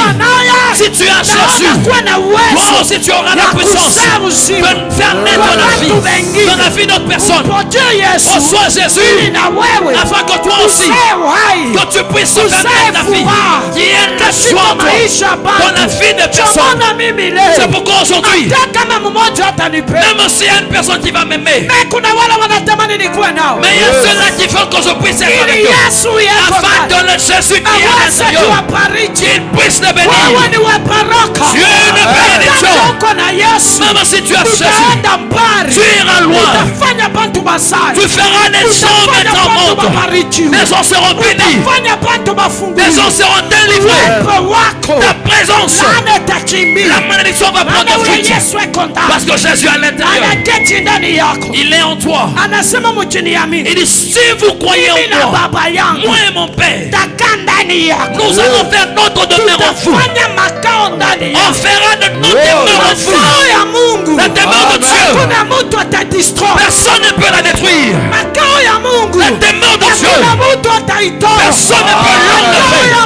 La demeure de Dieu à la protection, à la bénédiction, à la faveur, à des portes. C'est pourquoi reçois Jésus. Il soit en toi et il règne en toi. Il va te faire différent. Tu seras un instrument extraordinaire. Amen. Alléluia. Amen. Hallelujah. Amen. Ukiwa na Yesu ni zaidi ya degree. Si tu as Jésus, c'est plus que les diplômes. Hata kama hukusoma. Même si tu n'as pas fait des études, Utaongoza watu wenye madegree. tu vas diriger des diplômés. Watakuwa chini yako. Ils seront sous ton contrôle, sous tes ordres. Parce que le Jésus qui est en toi, Anaitwa mfalme wa amani. il s'appelle le roi de Na paix. wale watu wote hata wana degree. Même si ces gens-là ont des diplômes, ils vont te donner la Kwa paix. sababu ya ule Yesu eko À ndani. cause de ce Dieu qui est en toi, il va te respecter, ils vont te servir, Atatukuza maisha ils yako. vont glorifier ta vie. In fact, Mungu atakupa hekima En fait, ya Jésus, wewe kuwaongoza Il va kwenye te donner la degree yao. sagesse pour diriger ces gens avec leur diplôme. Amen. Jamani ufai kujidharau. C'est pourquoi tu ne dois pas te mépriser. Wednesday wanatuambia Le mercredi nous a dit, roho ya kujidharau. enlève l'esprit Usijione de haufai. ne vois pas comme si tu n'as pas de valeur. Avec Jésus, wewe unafaa. toi tu as la valeur. Pamoja na Yesu bila Avec degree, Jésus, wewe unastahili kuwa kiongozi. même sans diplôme, tu mérites d'être leader. Pamoja na Yesu Avec Jésus, bila pesa, sans argent, mabilionea batakuja kwako. les millionnaires viendront vers toi. Wait your time. Attends ton temps. Nakwambia wakati Je ikifika, te dis, lorsque le temps vient, alichokisema ce qu'il a dit hakitabadilika. ne changera pas. Alisema kwa nabii Il a dit par le prophète Esaïe atachukua mimba. que la vierge sera enceinte. Prophétie ilitimilika. La prophétie est Hata wewe accomplie. uko na prophétie. Donc même toi, tu as une Hata kama prophétie. itachelewa. Même si elle Hata tardera. kama mambo itakomplika. Même si les choses vont se compliquer, Alichokisema ce qu'il a dit, atatimiza. il l'accomplira. Hata kama miaka inaenda. Même si les années Na passent, promesse la promesse de Dieu, ya prophétie la promesse et la prophétie, mpaka itatimilika. elle s'accomplira. Anaitwa Emmanuel. Parce qu'il s'appelle Emmanuel, Katikati ya le bana Dieu parmi son peuple. akiitwa Emmanuel. S'il est appelé Emmanuel, Katikati ya bana. le Dieu parmi son peuple. Abasema Emmanuel katikati ya pori. On n'a pas dit Dieu dans la forêt, non, non, non. Emmanuel Emmanuel, katikati mwa msitu. Dieu parmi les arbres. Non, non, non. Non. Emmanuel Emmanuel, katikati ya bantu. Dieu parmi son peuple. Bale bantu banani? Qui sont ce peuple-là? Wa kaskazini, Les gens de l'Est, wa mashariki, les gens du Sud, wa magharibi les gens du Nord na wa kusini. et les gens du Sud. Amewakusanya Il les wote rassemble eux tous. juu yako. À cause de toi, maana anaitwa Mungu katikati ya bantu. Parce qu'il est appelé Dieu au milieu de son peuple. Yani uchikuwa naye pia uko na bantu. Donc si tu as Dieu là, le Jésus là, donc tu as ce peuple là autour de toi. Maana ni Mungu katikati ya bantu. Parce qu'il est Dieu au milieu de son Abaseme peuple. Mungu katikati ya muntu. On n'a pas dit Dieu au milieu d'une personne seulement. Mungu katikati ya Au milieu de son peuple. Ils sont nombreux. Muongee, mbona Mungu kimya hivi? Pourquoi vous êtes calme comme ça? Vous n'êtes Amen. même pas amen. Mungu katikati ya nini? Dieu au milieu de... Na ukiwa naye na utakuwa katikati ya nini? Et si c'est Dieu Na là wewe et en toi, tu seras aussi au milieu de... Et c'est que tu cherches. Ule unatafuta kwenda ni katikati ya banani. Là où tu veux aller, c'est au milieu Wale de... wanapasha kuinua ni banani. Ceux qui vont t'élever, c'est... Wale wako na baraka zako ni wanani. Ceux qui ont ta bénédiction, Na c'est... beko katikati ya banani. Et ils sont parmi... Yani bantu katikati ya bantu. Les gens au milieu des gens, donc parmi les gens. Il y a des choses à l'intérieur. Et il y a des choses dans ces gens. Et ces gens sont dans les choses. Donc si tu as Jésus, toutes ces choses tu vas les recevoir. Tu auras les gens et les choses de ces gens-là et les gens des gens et la bénédiction de ces gens-là, elle sera dans ces gens au milieu de ce peuple. Emmanuel. Ce n'est pas Dieu qui est au milieu d'une personne seulement. Non, non, non. Alors si tu as juste une personne, dit Seigneur, non. Tu n'es pas appelé Emmanuel juste pour au milieu de ses faces, non. Emmanuel au milieu de son peuple. Donc Dieu au milieu de son peuple. Parmi ces gens-là, il y a de ceux-là qui ont des dieux, des petits dieux, mais lui il s'appelle Dieu. Il y a des dieux avec petits D. Il y a des dieux là, ils sont nombreux. Mais on dit Dieu avec un grand D. Au milieu de son. Donc tous ces petits dieux là sont là. Pourquoi tu les crains? Crois en ton Dieu. Il est au milieu du peuple. Dieu du Seigneur, pénètre dans ce peuple. Toi, tu es le Dieu au milieu du peuple. J'aimerais voir, Seigneur, de ces gens-là qui sont en toi. Tu as dit que si je crois en toi, moi, j'abandonne ma famille, j'abandonne mes frères à cause de toi. Tout ce que j'avais perdu, je veux recevoir cela. Si j'avais perdu un père, si j'avais perdu une mère, si j'avais perdu un frère, je l'aurais en toi. Si j'ai perdu les enfants, je les aurais en toi. Si j'ai perdu la famille, je l'aurais en toi. Parce qu'il est le Dieu au milieu du peuple.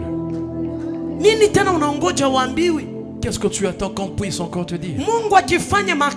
Quand Dieu fait de sa demeure, la demeure de Dieu au ciel, demande à Dieu une fois qu'il te montre comment est-ce que la gloire est au ciel. Tu n'accepteras pas de retourner dans le monde. Il y a une gloire différente. Il y a l'atmosphère, je ne sais même pas comment expliquer.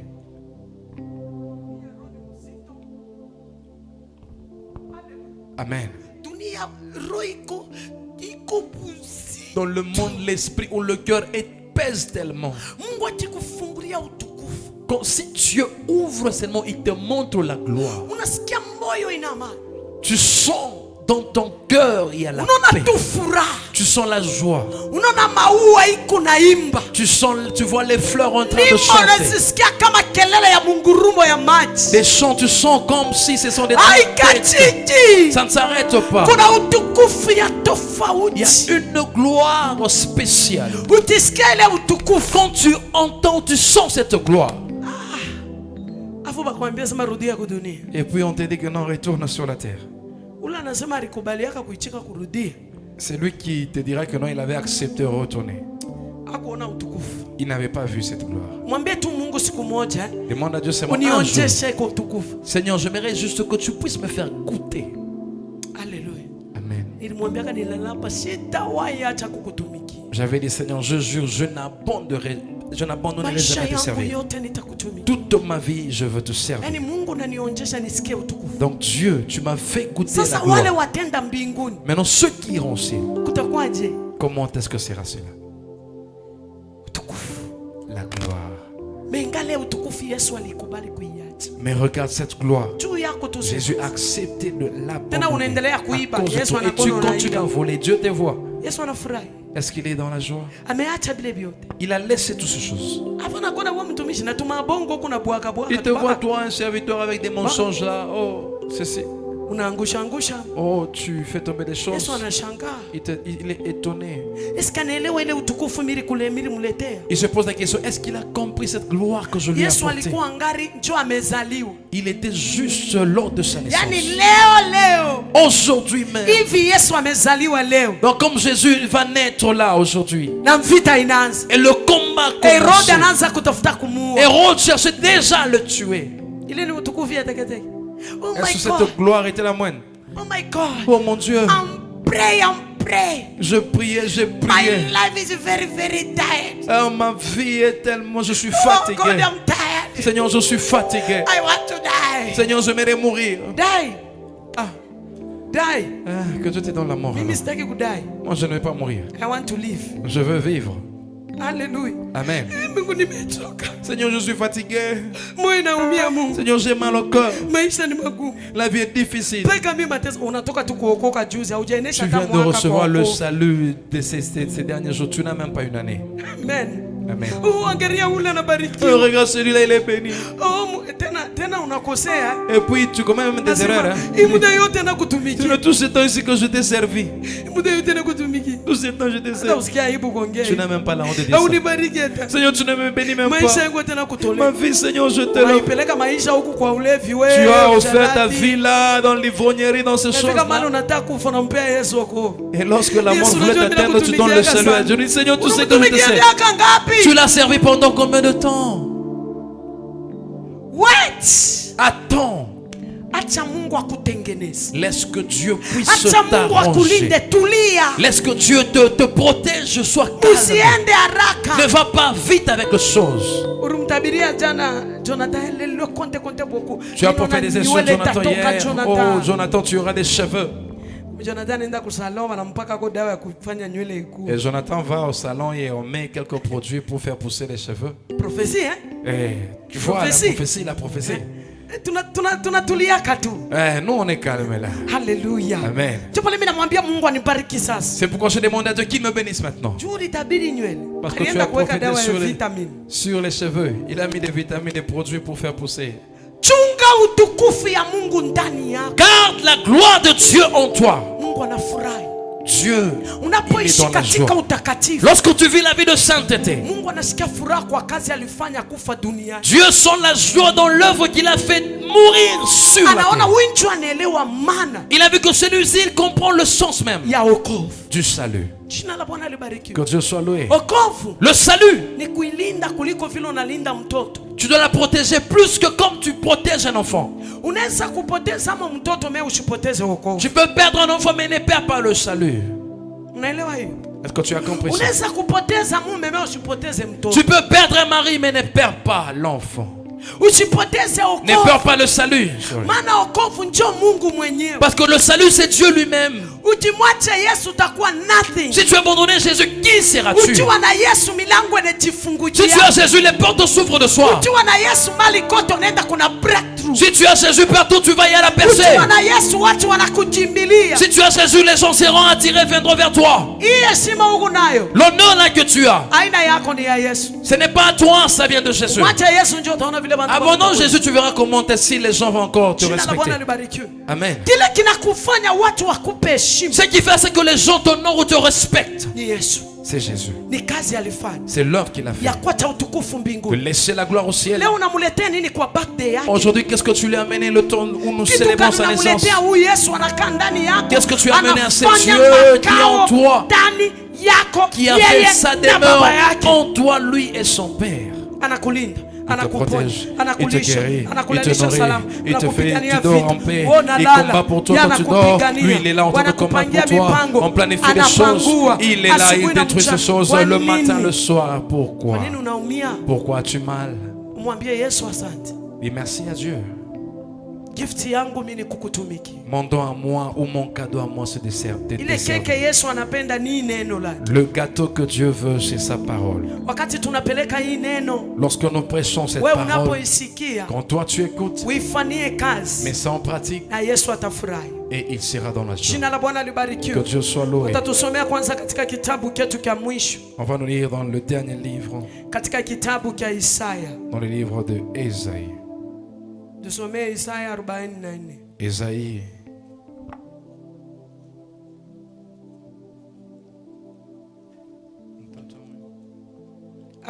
Mstari wa kwanza. Nasoma katika jina la Yesu. Soma mbele 43 mstari wa kwanza mpaka 6. Nasoma katika jina la Yesu. Amen. Mwenyezi Mungu aliwaumba enyi watu wa Yakobo. Mwenyezi Mungu alituumba sisi watu wa Kenya. Dieu nous a créé, nous, le peuple du Kenya. Yeye aliwafanya enyi watu wa Israeli asema. Yeye aliyetufanya tukua nasema. C'est lui qui t'a formé, il dit ceci. Msiogope maana mimi nimewakomboa. Baba, unde pole pole. Msiogope maana mimi nimewakomboa. Tusiogope maana yeye anafanya nini? Il nous demande de ne pas craindre parce qu'il nous a rachetés. Nimewaita kwa jina nanyi ni wangu. Alituita kwa majina yetu na sisi ni wake. Il nous appelle par nos noms parce que nous lui appartenons. Nous sommes à lui. Mkipita katika mafuriko, tukipita kwa mafuriko ya hii dunia, si nous traversons les eaux de ce monde, mimi nitakuwa pamoja nanyi. Eko pamoja nasi. Il sera avec nous. Mkipita katika mito, tukipita kwenye mto ambaye kuna maji na tiririka, si on traverse des fleuves qui a l'eau qui coule, haitawashinda nguvu. Haitatushinda nguvu, bado atatusimamisha. Ça ne va pas nous submerger parce que il sera là. Mkitembea katika moto, tukitembea kwenye moto, et si nous marchons dans le feu, hamtaunguzwa. hatuwezi kuchomwa na moto. Ça ne peut pas nous brûler. Amen. Maana mimi ndimi Mwenyezi Mungu wenu. Yecho Mungu wetu. Parce qu'il est notre Dieu. Mungu mtakatifu wa Israeli, mwokozi wenu. Hallelujah. Mtaitoa nchi ya Misri iwe faida yenu. Atatoa nchi ya Misri kwa faida yetu. Il dit qu'il donne l'Égypte pour notre rançon. Mtaitoa Kushi na Seba ili muachwe huru. Tutatoa Kushi, atatoa Kushi la Seba ili tuachwe huru. Il donnera l'Éthiopie et le Saba à votre place pour que vous soyez libres. Kwa vile mna dhamani mbele yangu. Sisi tuna dhamani mbele ya Mwenyezi Mungu. Parce que tu as du prix aux yeux de l'Éternel. Kwa kuwa nimewapa hadhi na kuwapenda. Kwa sababu alitupa hadi ya kutupenda sisi. Parce que il a promis de nous aimer. Mimi nawaacha watu kusudi niwapate nyinyi. Yesu aliacha watu wengine kusudi atupate sisi. Il dit je donne des hommes à ta place. Naachilia mataifa badala ya maisha yenu. Anaachilia mataifa badala ya sisi. Et de peuples pour nos vies. Msiogope maana yake mimi nipo pamoja nanyi. Tusijali maana yako pamoja nasi. Ne craignons rien parce qu'il est avec nous. Tarudishia wazao wenu kutoka mashariki. Atarudisha baraka zetu zote ambazo zilienda upande wa mashariki. Il ramènera toute notre bénédiction qui était allée du côté de l'Orient. Takusanyeni kutoka magharibi. Hata zile ziko ku magharibi ni zetu tunazipossesha. Même ce qui est du côté de l'Occident, nous possédons cela au nom de Jésus car ça nous appartient. Nitaambia kaskazini waache waondoke. Ataambia hata kaskazini watu wache tuondoke. Il dit que je dirais au septentrion de les laisser aller. Na kusini usiwazuie. Hata kusini isijaribu kutuzuia. Et au midi de ne pas essayer de nous retenir. Warudisheni watu kutoka mbali, kutoka kila mahali duniani. Atatufanya watu watatoka kila mahali duniani. Il dit qu'il fera venir ses fils et ses filles des pays lointains. Jina la Bwana libarikiwe. Amen. Mungu amekuambia leo usiogope. Il te dit aujourd'hui ne crains pas. Yeye ni Mwenyezi Mungu wako. Il est l'Éternel ton Dieu. Amekujua kwa jina lako. Il te connaît par ton nom. Kabla wewe ujitae mimi fulani anajua jina lako. Avant que même tu te présentes, il connaît ton nom. Anakuambia hata kama unapita katika kwenye maji Il dit mazi. même si tu passais sous les eaux. Hata katikati ya maji ambayo inatiririka kwa speed. Même sur les fleuves qui passent avec vitesse. Haiwezi kukuangamiza. Cela ne peut Bwana pas te atakupatia détruire. strong. l'Éternel te donnera la force et tu vas te tenir ferme. Hata tujipita kwenye moto, Même si tu marches dans le feu, tutaikanyanga lakini on haitatuchoma. va piétiner le feu, Amen. mais ça ne va pas nous embraser. Atatufanya tujulikane. Il fera ce que nous puissions être connus. Atatoa madui wetu pande wote. Il va livrer nos ennemis de partout. Atatupatia Misri kuwa sehemu yetu ya urithi. Il va nous donner l'Égypte comme notre part d'héritage. Maana yake si watu wa Egypt, ni ile baraka iko ndani ya Egypt. Ce n'est pas le peuple égyptien, mais c'est la bénédiction qui est en Mungu Égypte. Ça atatufanya nous vyombo appartiendra. vya tofauti. Il nous fera des instruments Yeye atambia extraordinaires. kaskazini na mashariki na kusini, hakuna wa kutuzuia wala wa kutufunga wala wa kusimama mbele yetu, na ataruhusu wote watufuate Il sisi. dira à l'Orient, l'Occident, le Midi, le Septentrion, personne ne va nous retenir. Ndio maana Ils vont tous nous suivre. ninakutangazia asubuhi ya C'est pourquoi leo, je t'annonce aussi Mungu wa aujourd'hui, Israeli, le Dieu kwa d'Israël neno la Bwana, et la parole de Dieu. ubarikiwe na mataifa yote. Soyez bénis par toutes les nations. Usiogope vita, Ne crains pas les combats. usiogope uchawi wala Ne crains pas uganga. la sorcellerie ou le marabout. Wanaokutafuta kukuangusha, Ceux qui ont voulu t'écarter, wanaokutafuta ceux qui kukutumia, ont voulu t'utiliser, hawatakutumia ils hii. ne réussiront Muda pas. imekwisha. Le temps est fini. Ili wakati hawe C'est kuvuna, le temps de traverser. asema mutafuna kwa furaha, Il dit, vous allez récolter avec utaishi joie. kwa amani. Et vous allez vivre en Maana yeye paix. ni Emanueli. Parce qu'il est Emmanuel. Miongoni mwa watu. Il est au milieu de son Ataokota peuple. watu. Il va attirer Wale les wote gens. wanakuzuia. Les gens qui t'empêchent. Ninakutabiria kuanzia Je leo. t'annonce à partir Hakuna d'aujourd'hui, roho itakuzuia. aucun esprit ne Utaenda t'empêchera. mahali peko Tu iras là où il y a ton destin. Utaenda mahali peko baraka. Tu iras là où il y a ta Mahali bénédiction. kote utaenda utafanikiwa. Là où tu iras, tu Milango réussiras. itakuwa Les ikifunguka. portes vont s'ouvrir. Njia zitakufungulia. Les voies vont s'ouvrir devant Watu toi. watakutafuta. Les gens vont te chercher. Watu wakubwa na wadogo Les grands et les watakutafuta. petits vont te chercher. Wewe Mungu atakufanya wa busara. Toi, Dieu te donnera la Akupe sagesse. hekima ya tofauti. Dieu va te donner une Mahali sagesse pote extraordinaire. utakanyanga, Partout tu piétineras. watatoka jibu. Il y aura des réponses. Miujiza itakufuata. Des miracles vont te suivre. Mataifa na mataifa Les watakuona. nations vont te voir. Mbingu na dunia Le ciel itakushuhudia. et la terre témoigneront de Wewe toi. ni destiny. Tu es un destin. Wewe ni baraka ya Tu es une Mungu. bénédiction de Dieu. Wewe ni sehemu ya Tu trésor es ya la Mungu. part du trésor de Sehemu ya Dieu. mali ya Mungu. La part du trésor de Dieu. Hakuna mtu atakukanya. Personne ne va t'écraser. Hakuna moto Le itakuchoma. feu ne peut pas Hakuna t'embraser. laana itakufunga. La malédiction ne peut pas te Ndio maana lier. baraka C'est pourquoi je zote fais appel de toute zilizo bénédiction. zako Qui est zikuloketi. que ça te localise. Ziloketi Que maisha ça yako. localise ta vie. Ziloketi Que ça familia. localise ta famille. Ziloketi ndoa Que ça yako. localise ton mariage.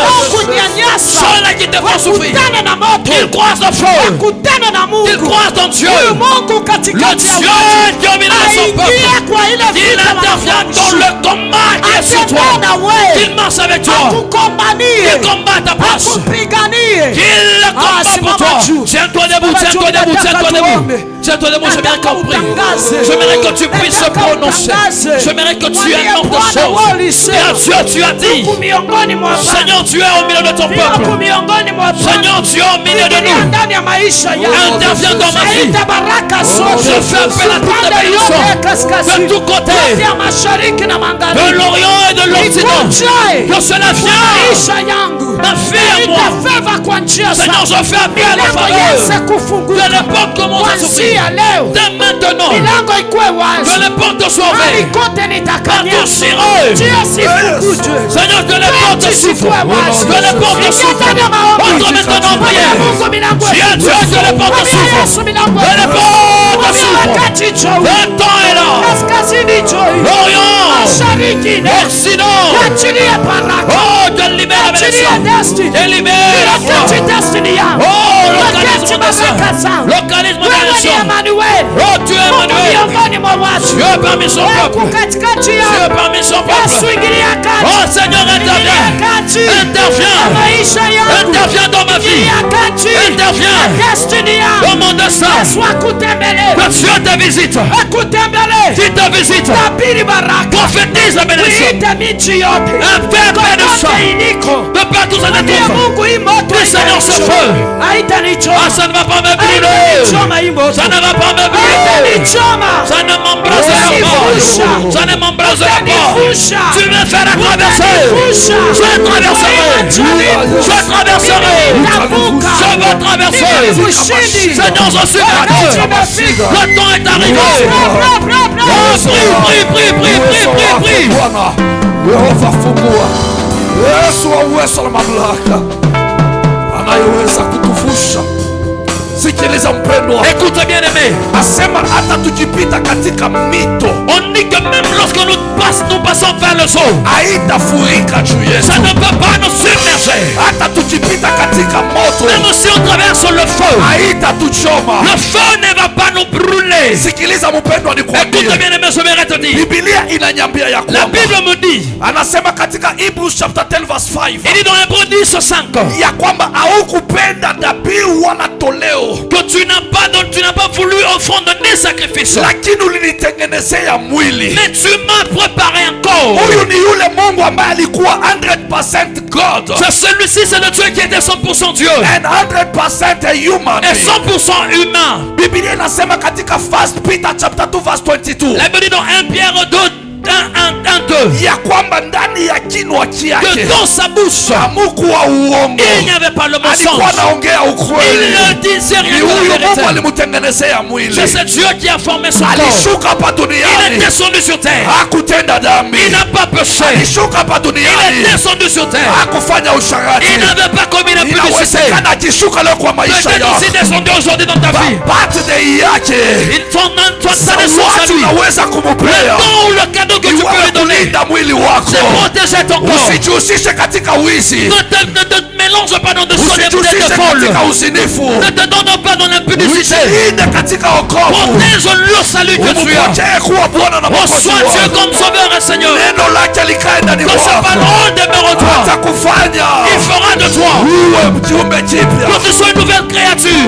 Romans chapter 12 verse 1 to 2 Romains 12, 1 à 2. asema tumupee mili yetu Il dit offrons nos corps en kama sacrifice. dhabihu takatifu Offrons nos corps en ambayo sacrifice. itampendeza. Il lui plaira. Hiyo ndo ibada C'est ça le culte. ambayo itamfurahisha. Le culte qui lui plaira. Mwambie Bwana, Dis à Dieu, mwili hii mon corps, ni wewe ulinipa. c'est toi qui me l'as donné.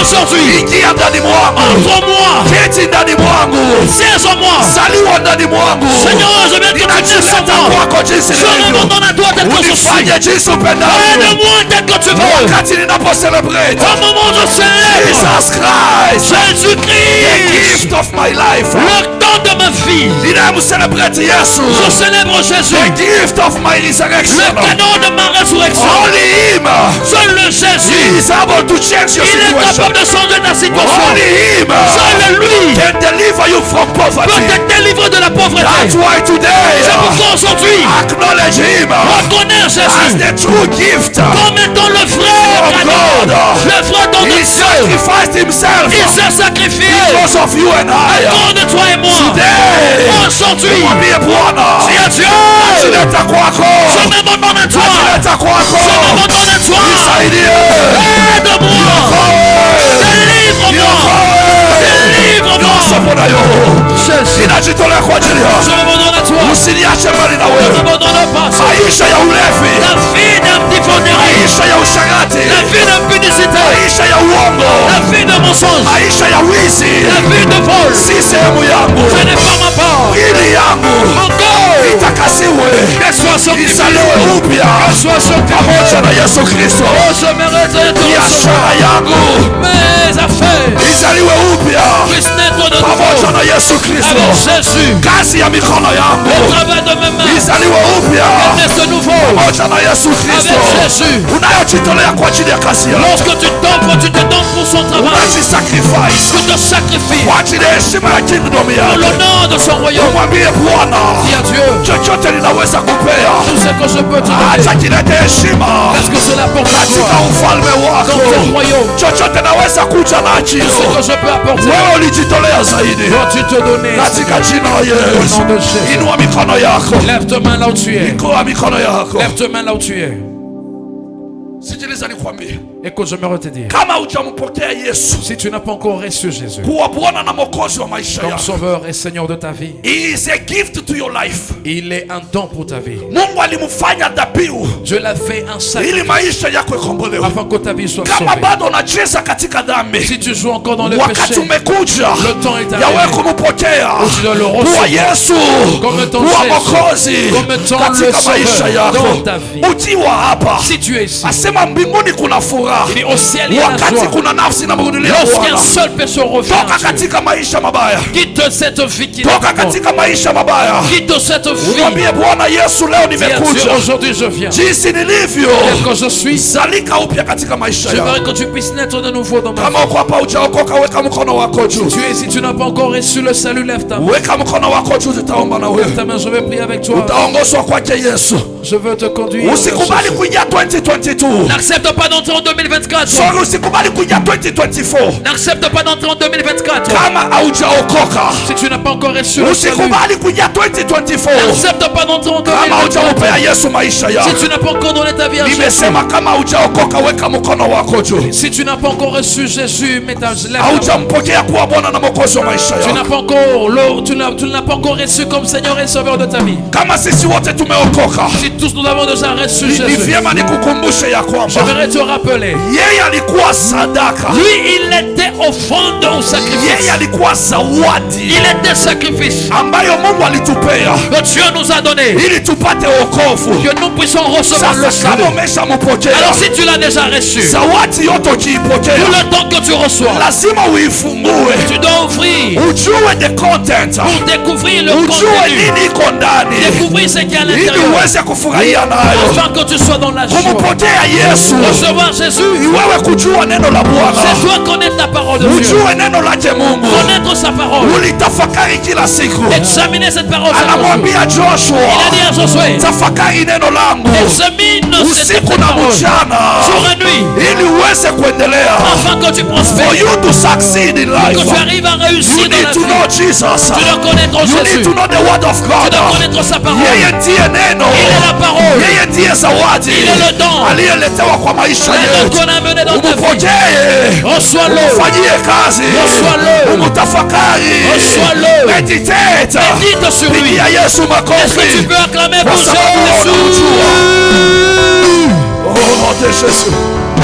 Baba, katika jina la Yesu ninasema asante kwa ajili ya taifa yako. Merci pour ton peuple.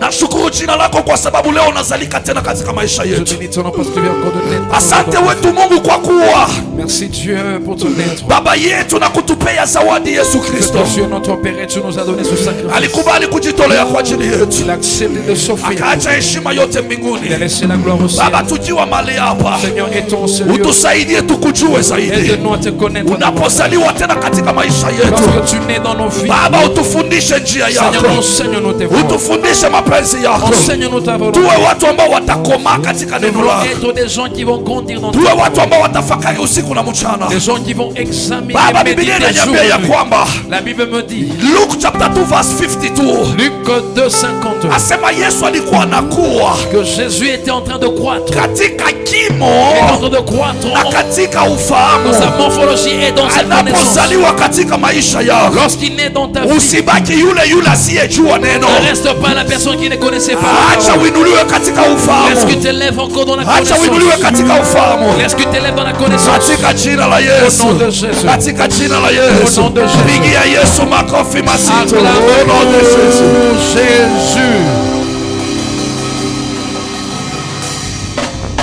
Taomba ukae kidogo, Tu vas t'asseoir pendant quelques minutes. tuko karibu kumaliza, lakini kabla hatujamaliza, Nous voulons finir notre culte, mais avant que nous puissions kwa finir, sababu tunaenda kuona ya kwamba Yesu anakuja kuzalika katika que nous maisha voulons yetu. voir Jésus qui vient de naître dans nos vies. Anakuja kuzalika katika ministry Il alikuitia, vient naître dans le ministère qu'il t'a appelé. anakuja kuzalika katika ndoa yako, Il vient naître dans ton mariage. anakuja kuzalika katika biashara yako. Il vient naître dans ton Ni vile travail. utamwacha akue. Tel que tu vas le laisser Jana nilikuwa croître. nasema alizaliwa, Et on disait qu'il est Biblia né. inasema anakunwa maziwa, La Bible dit qu'il prenait le lait. anakunwa anakula asali. Il prend le miel. Gisi atakapokuwa, Lorsqu'il va grandir, atajua kutupilia mbali maovu. il saura comment abandonner le péché et s'attacher aux bonnes choses. Car c'est la parole qui a été dite par le prophète Isaïe. Chapter 7 verse 13 to 14. Chapitre 7, 13 à 14. Akue. Il dit qu'il va croître. Ni nini Mungu ametabiria juu yako? Qu'est-ce qu'il a prophétisé sur ta Wakati vie? Yesu anakuja kuzalika, Lorsqu'il vient naître, anakuja kutimiza prophecy gani kwa maisha il yako? vient accomplir quelle prophétie dans ta vie? Sio maana lazima uwe makini mpendwa wangu. C'est pourquoi tu dois être prudent, Siku ya leo bien-aimé. ni siku kubwa kwako. Aujourd'hui, c'est un jour très grand pour toi. Kama utacheza na wokovu, Si tu vas jouer avec le salut, hautaona mlango wa mbinguni. tu ne verras pas la porte du ciel. Hautaingia katika mbingu. Tu n'entreras pas au ciel. Kama utacheza na Si tu vas wokovu, jouer avec le salut, utakuwa toys kwa mikono ya tu shetani. seras comme un jouet dans les mains du diable. Atakuchezea vizuri, Il va se jouer de toi. atakutumia vile Il va anataka, t'utiliser comme il lakini le veut. ukikubali kuketi katika mkono wa Mais si tu Bwana, acceptes d'entrer dans les mains de Dieu, atakufanya wa maana, il fera de toi une personne de atakufanya wa valeur. maana. Il fera de toi une personne de Kama baba valeur. ninakwambia, Je te dis qu'on lazima père, ujue njia ambayo tu dois ninayokuonesha savoir la voie qui te montre na umfuate Yesu et Kristo. suis Jésus. Hata watoto wetu tunaowalea, Même nos enfants que sio nous maana sommes en wakati train tunaenda de lever. kupokea watoto wa Sunday C'est school, pourquoi nous allons recevoir nos enfants kwa de sababu l'école de tunatamani dimanche. waweze kumjua Yesu Parce que nous Kristo, voulons qu'ils puissent connaître dans la wawe connaissance de Jésus. wakubwa wakamutangaze. Qu'ils puissent grandir en annonçant ces choses. Wanapokaribia piga Et makofi, pendant qu'ils s'approchent, watie moyo. que tu peux acclamer, Wanapokuja tu acclames pour les watoto wa enfants, Sunday school, les enfants de l'école de dimanche. wanaokaribia, Il vient devant. utukufu kwa Bwana. Que la gloire revienne à Dieu. Acha Yesu azalike katika maisha Que Dieu yao. naisse dans leur vie. Karibu. Asante Yesu, asante Yesu, Yes. asante Yesu, asante Yesu, asante sana Bwana Yesu, asante Yesu, Amen. asante Yesu, Amen. asante Yesu, Amen. asante Yesu, Amen. asante Yesu, Amen. asante Bwana Yesu, Amen. asante Yesu, Amen. asante Yesu, Amen. asante Yesu. Amen.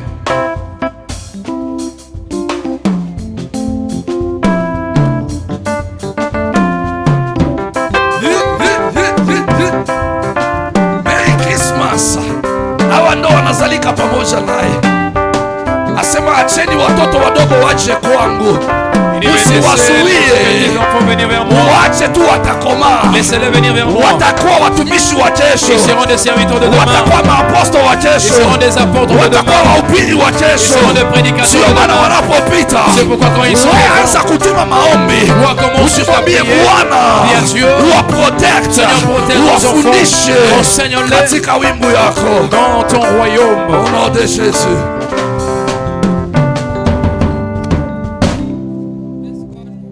Amen.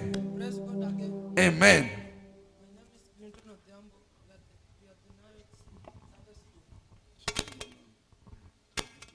Your name is?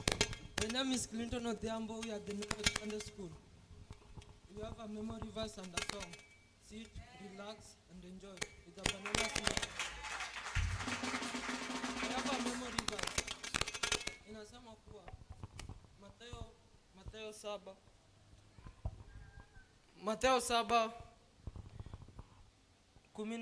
7:14 inasema, tubuni kwa maana mfalme wa mbinguni umekaribia. Amen.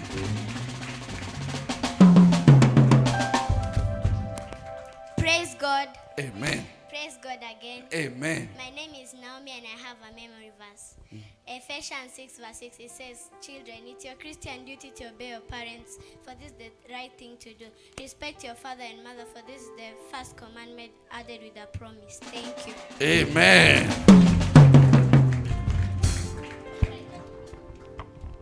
Praise God. Amen. Praise God again. Amen. My name is Jeremy and I have a memory verse. John chapter 1 verse 1. It says, in the beginning there was a word, and the word was with God, and the word was God.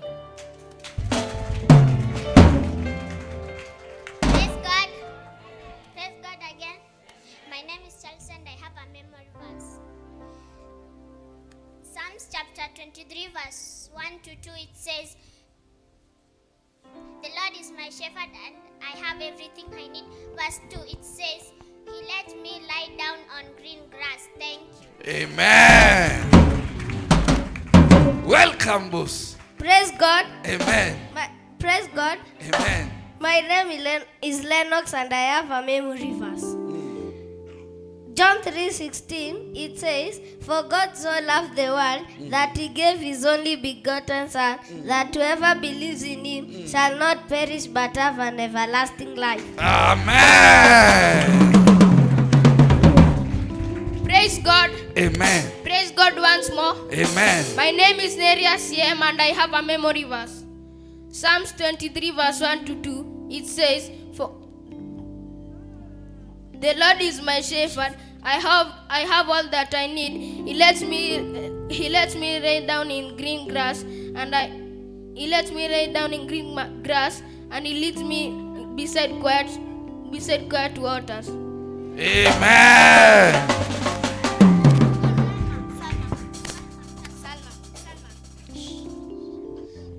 Praise God. Amen. Praise God again. Hallelujah. My name is Salma. Come on. I'm going to give a song for you. So sit back, relax, enjoy. Enjoy the song. Hallelujah. Feliz Navidad. Feliz Navidad. Feliz Navidad. Prospero año, felicidad. I wanna wish you a Merry Christmas. I wanna wish you a Merry Christmas. I wanna wish you a Merry Christmas from the bottom of my heart. I wanna wish you a Merry Christmas. I wanna wish you a Merry Christmas. I wanna wish you a Merry Christmas from the bottom of my heart. Feliz Navidad. Feliz Navidad. Feliz Navidad. Prospero año, felicidad. I wanna wish you a Merry Christmas. I wanna wish you a Merry Christmas. I wanna wish you a Merry Christmas from the bottom of my heart. Feliz Navidad. Feliz Navidad. Feliz Navidad. Simamia kwa miguu tuachie moyo. Felicidad. I wanna wish you a Merry Christmas. I wanna wish you a Merry Christmas. I wanna wish you a Merry Christmas from the bottom of my heart. I wanna wish you a Merry Christmas. I wanna wish you a Merry Christmas. I wanna wish you a Merry Christmas from the bottom of my heart. Feliz Navidad. Feliz Navidad. Feliz Navidad. Prospero año, felicidad. Thank you. Wish you a Merry Christmas. Thank you. Thank you.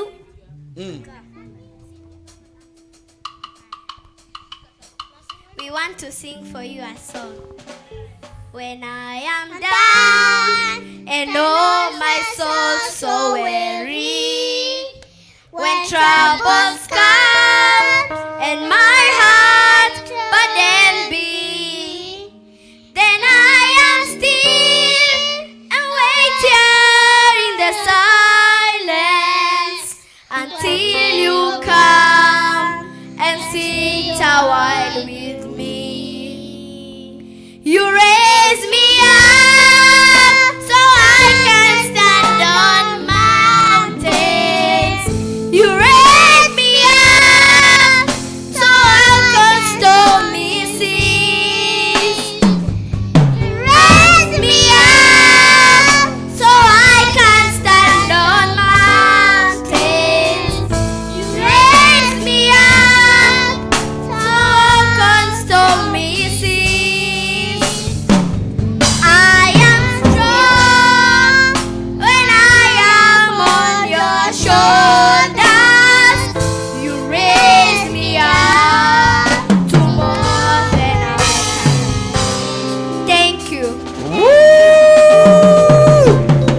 makofi watoto hawa.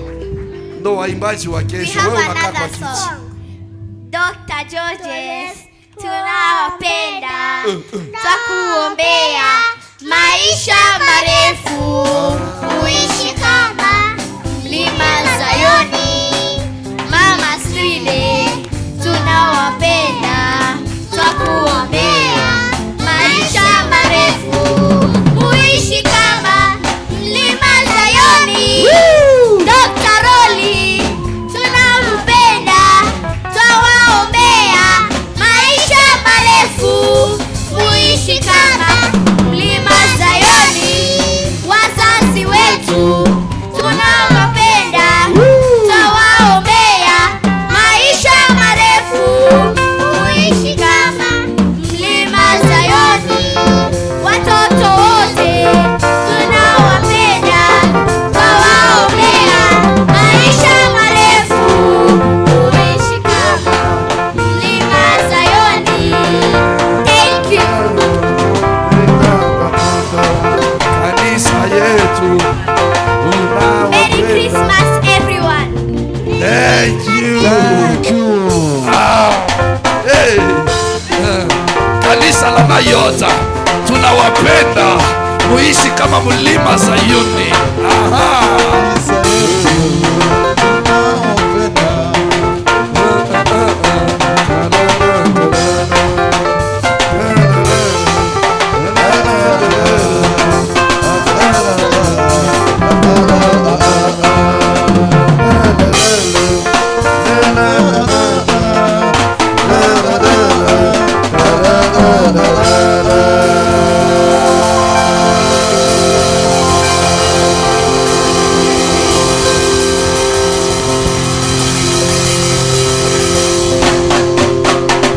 Amen, amen. We wish you Merry Christmas. Sasa wewe uko hapo kuna ficha sauti, angalia watoto wanatoa masauti. Wewe unaficha ficha yako. Why? So wakati tunaimba na wewe toa yako, hata kama una mic, shout tuisikie. Hakuna yule atakwambia umeenda nje. We imba. Hata kama unaimba kama unalala, we imba tu. Utukufu itamrudilia nani? Mungu. Haleluya. Mungu awabariki sana wote kwa kuja siku ya leo. Haijakuwa kwa bure ambao umekuwa mali hapa. Kuna baraka ambao Mungu aliweka kwa ajili yako. Amen. Asante sana. Kama vile tunasema 31st tutaweza kujipata mali hapa. Karibisha mtu, kuja na mtu. Haleluya. Na unakuja na mtu na unamnunulia nini? Si ni siku ya celebration. Unakuja unamwambia nitakununulia nini? Soda. Unajua, acha nikwambie siri. Unajua mtu kimwambia nitakununulia soda, atakufuata haraka. Unajua hiyo? Sasa we mtoto wa nyumba, make sure soda ni ngapi? Haijapanda boy. Ni 50 bob Okay, ikiwe 50, 70 we angalia. Ile utamnunua, umwambia tu asema leo tukienda kesha kanisani kwetu, tukimaliza tu niko na soda moja yako. Haleluya. Naomba Mungu atusaidie hiyo siku tujae hapa. Because wote kuja na moja. Hivi tuko hapa tuko karibu 50. Amen. Kila mtu akija na mmoja tutakuwa 100. Sasa kuna wale pia walisafiri kabla wakuje, watatupata, tutaendelea paka huko. Amen. So asante sana kwa wote mliojitolea pia kwa ajili ya msaada ambao tulikuwa tunahitaji. Kuna mambo ambayo ilikuwa inafanyika lakini wengine hatukujua. Tuko na sister yetu ambaye anaitwa Esther. Na huyu sister ni mmoja wa waimbaji mali hapa. Aliweza kujipata na shida ambayo ingeweza kumpeleka paka afanyiwe upasuaji. Amen. Na tunashukuru Mungu kwa sababu alimuwezesha, surgery ilifanyika vizuri na ako sawa. Amen. Asante kwa wote waliojitolea juu ya kumtolea damu. Tunasema Mungu awabariki na watie nguvu tena na tena. Amen. Tusimame katika umoja. Kunayo hitaji mmoja wetu akiwa na shida, acha tusimame kwa pamoja. Amen. Asanteni sana. Pia nitate hii opportunity, but singependa kuisema saizi, acha turudie mwaka ulio unakuja ndio tutaisema vizuri wote tukisha rudi. Amen, amen. So katika Christmas Yesu alijitolea kwa ajili ya sisi sote. Kuna wale weko nayo na wala wana nayo. Amen. Kama una omena, kula sukuma tu na ushukuru Mungu. Amen. Kama unayo mingi, una paja 3 ya mbuzi, tafuta hata jirani, neba umupeko na yeye nusu aweze kukula na wengine. Amen. Uko na nguo, patia mwingine pia avalishe mtoto yake aweze kufurahia. Hiyo inaonesha upendo katika Kristo. Mungu awabariki. Basi tutamaliza ibada yetu kwa kumtolea Mwenyezi Mungu.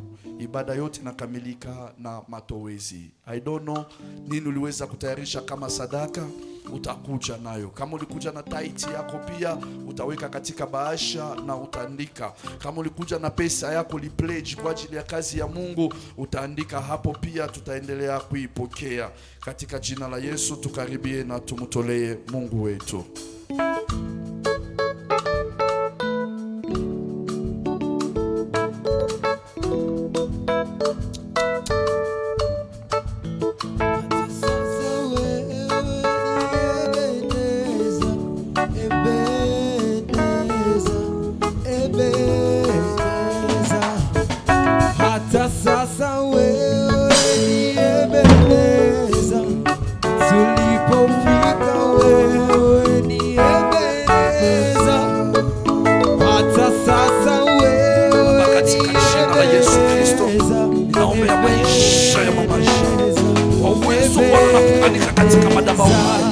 Yesu wa neema kama pastor katika nyumba hii. Mfalme wako ninamkabidhi mikononi mwako. Onekanie Bwana na ukalete jibu. Timiza profesi uliyoinena. Kamilisha masemo yako juu ya familia yako. Yesu wangu ninakuhitaji. Ninakuamini na uweza yote. Ni wewe uliyenena. Baba, timiza masemo yako katika jina la Yesu Kristo. Acha temwanye kando yako maisha yake na familia yake. Kwa jina la Yesu Kristo tunaipokea na mzima. Amen.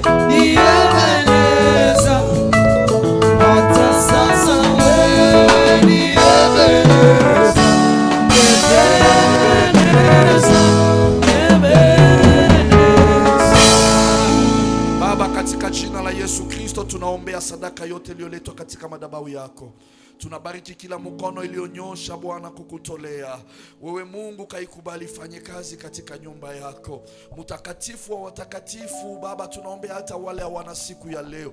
Naomba Bwana ukalete muujiza kwa maisha yao. Ukawafanyie mipango ifunguke, kazi ifunguke. Neema yako iwe juu ya kila mmoja. Baba, hata tunapotoka na kurudi manyumbani, tunaomba ya kwamba ukafinike maisha yetu na wingu yako. Takasa njia na uweke malaika ambao watatupeleka. Baba, asante kwa ajili ya watoto wetu. Unapowainua katika uwepo wako. Mfalme, kanisa hili wa baba na wa mama, wa dada na wa kaka, Baba, watumishi wote walio ndani ya nyumba yako, acha tukainuke na tukawe pale.